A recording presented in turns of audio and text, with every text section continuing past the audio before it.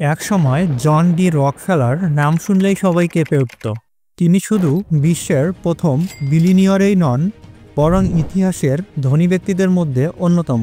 তার empire standard oil ছিল পৃথিবীর সবথেকে ডমিনেন্ট মনোপলি, যা প্রতিযোগীদেরকে নিষ্ঠুরভাবে ক্রাশ করে, বিভিন্ন ইন্ডাস্ট্রির উপর কন্ট্রোল নেয় এবং গভর্নমেন্টকে পর্যন্ত তার নিজের পথে নিয়ে আসে। ব্যবসাকে তিনি যেন যুদ্ধের মতোই দেখতেন। রকফেলারের রুথলেস বিজনেস প্র্যাকটিস আর গোপন ডিলস তার বহু শত্রু বানিয়ে দিয়েছিল। অ্যান্ড্রু কার্নেজের সাথে তার বিট্রাল রিভেলারি এবং ইউএস প্রেসিডেন্টের সাথে তার যুদ্ধের গল্প তো বিখ্যাত, কিন্তু রকফেলার এই জায়গায় আসেন একেবারে সোসাইটির নিচু স্তর থেকে। তার গল্পটা দরিদ্রতা থেকে ওয়েল তার পাওয়ারের চূড়ার ওঠার এক অন্যতম উদাহরণ। 1839 সালে জন ডি রকফেলার জন্ম নেয় এক ফার্মিং পরিবারে। সেখানে 1 টাকাও অতিরিক্ত ছিল না। তার বাবা ডেভিড বিল ছিলেন রহস্যময় চরিত্র। বিল ছিলেন অ্যাথলেট, হান্টার, হাইপোসিস্ট আর অ্যানিমেল ট্রেনার।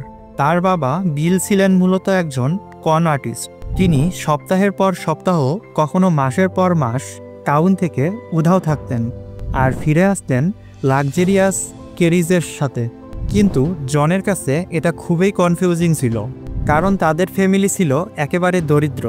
তারা থাকতো ভাঙা বাড়িতে, আর তাদের খাবার দাবারেরও অনেক অভাব ছিল। বিল যখন দূরে থাকতেন, জন তার মাকে ফার্মিংয়ের কাজ সামলাতে সাহায্য করতেন। জনের মা তাকে শিখিয়েছিল ডিসিপ্লিন আর ডিউটির মূল্য। মাত্র 10 বছর বয়সেই জন ফ্যামিলিকে ফাইন্যান্সিয়ালি সাহায্য করতে শুরু করেন। জন একবার ওয়াইল্ড টার্কির ডিম সংগ্রহ করে তা থেকে হেসিং করেন, পরে সেই ডিমগুলো বিক্রি করে প্রফিট করেন। রকফেলারের পরিবার তখন একটু স্টেবল হতে শুরু করছিল, কিন্তু জন যখন 10 বছর বয়সের, তখন তার বাবা বিলের বিরুদ্ধে সেক্সুয়াল অ্যাসাল্টের অভিযোগ ওঠে। যদিও কিছু প্রমাণিত হয়নি, রকফেলারের পরিবারকে টাউন ছেড়ে যেতে হয়। এরপর তার বাবা বিল নিজের নাম পাল্টে ডক্টর উইলিয়াম লেভিনস্টোন নাম নিয়ে অন্য এক স্টেটে গিয়ে গোপনে আরেকটি বিয়ে করেন। এর ফলে জনের উপর রেসপন্সিবিলিটি বেড়ে যায়। জন এবং তার ফ্যামিলি ওহিওতে এসে তাদের স্থায়ী বাসস্থান তৈরি করে। 16 বছর বয়সে জন বুঝতে পারলেন কলেজে যাওয়া তার পক্ষে আর সম্ভব নয়, কারণ তার ছিল ছোট 5 ভাই বোন। তাই জন ফুল টাইম কাজ খুঁজতে থাকেন।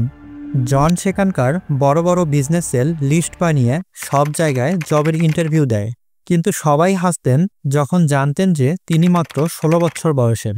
অবশেষে 6 সপ্তাহ পর একটা ছোট ফার্ম তাকে বুককিপিংয়ের জব দেয়। সেপ্টেম্বর 26, 1855 জন জব পায় এবং সেটিকে তিনি জব ডে হিসেবে উদযাপন করেন।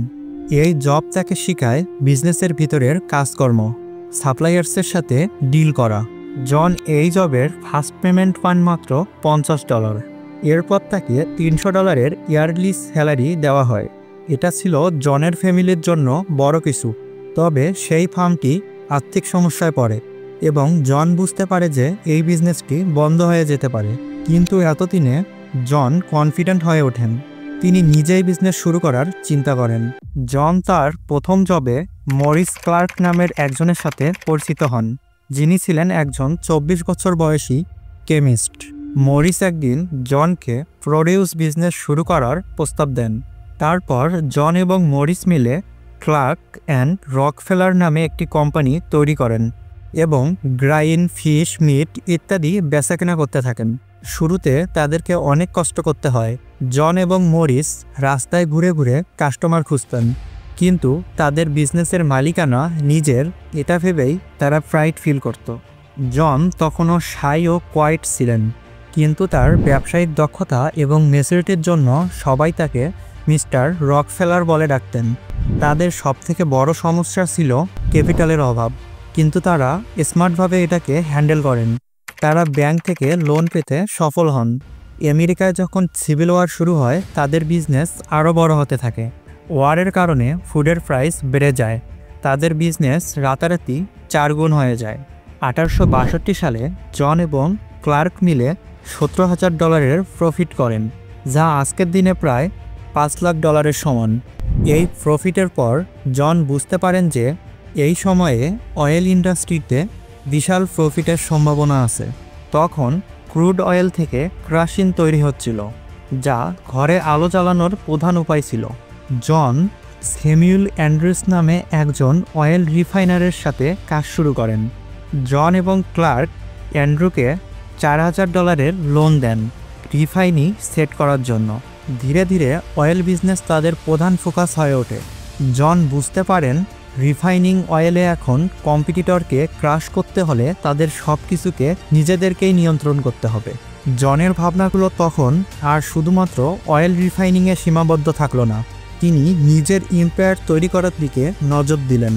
রিফাইনিংয়ের সঙ্গে পুরো সাপ্লাই চেইনকে নিয়ন্ত্রণ করার স্বপ্ন ছিল তার। একে একে তিনি অয়েল ফিল্ড, ট্রান্সপোর্টেশন, পাইপলাইন আর ডিস্ট্রিবিউশন নেটওয়ার্কে প্রবেশ করা শুরু করেন। জন জানতেন যে একে একে সব কিছু নিয়ন্ত্রণ করতে পারলেই তিনি কম্পিটিটরদেরকে সহজে পরাজিত করতে পারবে। তার অ্যাপ্রোচ ছিল একদম রুথলেস, সম্ভব হলে প্রতিযোগীদেরকে কিনে নেওয়া, না হলে তাদেরকে ধ্বংস করে দেওয়া। এভাবেই তিনি তার বিজনেস এম্পায়ার মজবুত করেন। প্রথমে তিনি ওহিওতে শুধুমাত্র 22% মার্কেট শেয়ার ক্যাপচার করতেন, কিন্তু তার পরিকল্পনা বাস্তবায়নে সেটা দ্রুত গিয়ে 90%-এর কাছাকাছি চলে আসে। জনের টেকটিক ছিল ভয়ানক স্মার্ট।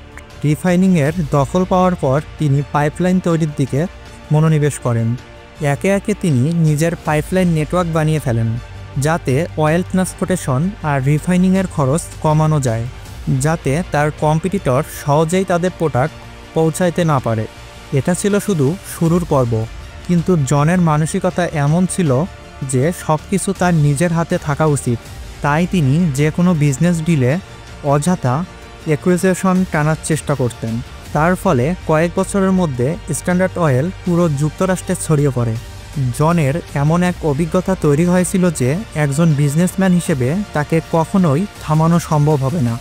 একদিকে যখন সব কিছু তার নিয়ন্ত্রণে চলে আসে, তখন তিনি যতটাই না শত্রু তৈরি করেছিলেন, ঠিক ততটাই ইনফ্লুয়েন্স আর পাওয়ার পেয়ে যান। জন ডি রকফেলার যখন স্ট্যান্ডার্ড অয়েলের কন্ট্রোল পেয়ে যান, তখন তার ব্যবসার শুধুমাত্র প্রফিটেই নয়, বরং শক্তি এবং ইনফ্লুয়েন্স এর খেলা হয়ে দাঁড়িয়েছিল। সেই সময়কার অন্য বিজনেসম্যান যারা জনের রুথলেস অ্যাপ্রোচ দেখেছিলেন, তারা জানতেন তিনি একেবারে অন্য ধরনের ব্যক্তি। তার সিদ্ধান্ত ছিল লাইটিং ফার্স্ট, এবং যেখানেই টাকা ছিল সেখানেই জন চলে আসত। তবে জনের বিজনেস প্র্যাকটিস এতটাই তীব্র ছিল যে তা পুরো ন্যাশনকে আলোকিত করে। স্ট্যান্ডার্ড অয়েলের মনোপলি এই পর্যায়ে পৌঁছেছিল যে কিছু সময় পর তিনি যেন অয়েল ইন্ডাস্ট্রির একমাত্র রুলার হয়ে ওঠেন, আর বাকি রিফাইনারি কোম্পানিগুলো ছিল তার হাতের পুতুল, যেগুলো নিয়ন্ত্রণ ছিল মূলত জনের হাতেই। এই ডমিনেন্সের কিছু সময় পর তিনি দেখলেন যে গভর্নমেন্ট তার বিজনেস মডেলটাকে ধ্বংস করতে পারে। এই সময় জন বুঝতে পারলেন তার এম্পায়ার রক্ষা করার জন্য তাকে শুধুমাত্র ব্যবসায়িক দক্ষতার উপর ভরসা করা যাবে না, তার পলিটিক্যাল ইনফ্লুয়েন্সও দরকার। তিনি ওয়াশিংটন ডিসিতে প্রবেশ করেন নিজের জন্য ফেভারেবল ল তৈরি করার জন্য। জন এমনভাবে গভর্নমেন্ট অফিসিয়ালদের সাথে যোগাযোগ করতেন যেন কখনো মনে না হয় তিনি তাদেরকে ইনফ্লুয়েন্স করছেন। তবে তার প্রভাব এতটাই শক্তিশালী ছিল যে অনেক গুরুত্বপূর্ণ সিদ্ধান্ত জনের উপস্থিতি ছাড়া বাস্তবায়ন করা মুশকিল হয়ে দাঁড়িয়েছিল। জন যতটাই রুথলেস বিজনেসম্যান ছিলেন, ততটাই জেনেরিয়াস ফিল্যান্থ্রপিস্ট ছিলেন। তার সম্পদের বিশাল একটা অংশ তিনি চ্যারিটির কাজের জন্য দান করা শুরু করেন। জন বিশ্বাস করতেন যে একজন সফল বিজনেসম্যানের দায়িত্ব শুধু নিজের লাভ বৃদ্ধি করা নয়, বরং সমাজের উন্নতির জন্য কাজ করা। 1870-এর দশকে তিনি তার প্রথম বড় দান শুরু করেন $1 মিলিয়ন। তিনি এডুকেশনাল ইনস্টিটিউটে দান করেন। রকফেলার ফাউন্ডেশন প্রতিষ্ঠা করার পর থেকে তিনি হেলথ, এডুকেশন এবং সায়েন্টিফিক রিসার্চে অতিরিক্ত অর্থ বিনিয়োগ করতে শুরু করেন। তার দানে সমাজে গুরুত্বপূর্ণ পরিবর্তন আসে। তবে তার দানের উদ্দেশ্য শুধুমাত্র সমাজের উন্নতি ছিল না, বরং এটা ছিল তার ইমেজ ক্রিয়েট করার একটি পদ্ধতি। জন জানতেন তার সুনাম অনেকাংশেই তার চ্যারিটি ওয়ার্কের উপর নির্ভর করবে, এবং একসময় এটাই তার লেগেসি হয়ে উঠবে। জন ডি রকফেলারের লেগেসি শুধুমাত্র তার ওয়েলথ আর পাওয়ারের মধ্যে সীমাবদ্ধতা ছিল না, তিনি ইতিহাসের এমন একজন ব্যক্তিত্ব যিনি ব্যবসার পদ্ধতি, চ্যারিটি, ইনফ্লুয়েন্সের মাধ্যমে সমাজের অন্যান্য পরিবর্তন নিয়ে এসেছিলেন। তার এম্পায়ার স্ট্যান্ডার্ড অয়েল বিশ্বের সবচেয়ে বড় মনোপলিসের একটি বড় সরণি। রকফেলারের জীবনে অনেক আপস এন্ড ডাউন ছিল, তবে তার শখ ছিল নিজের লেগেসি তৈরি করা। তার ওয়ার্ক থেকে শুরু করে বিজনেস প্র্যাকটিস পর্যন্ত সব কিছু শুধু তাকে ধনী বিজনেসম্যান নয়, বরং একটি প্রতিষ্ঠিত ইতিহাসের চরিত্র হিসেবে প্রতিষ্ঠিত করেছে। তার এম্পায়ার শেষ পর্যন্ত ভেঙে গেলেও জন ডি রকফেলারের নাম আজও বিশ্বব্যাপী শ্রদ্ধার সাথে উচ্চারিত হয়। এভাবেই এক দরিদ্র পরিবার থেকে উঠে এসে তিনি প্রমাণ করলেন যে হার্ডওয়ার্ক, ডিটারমিনেশন আর স্মার্ট বিজনেস টেকনিক এর মাধ্যমেই কীভাবে একজন মানুষ বিশ্বের সবথেকে পাওয়ারফুল ব্যক্তি হতে পারে।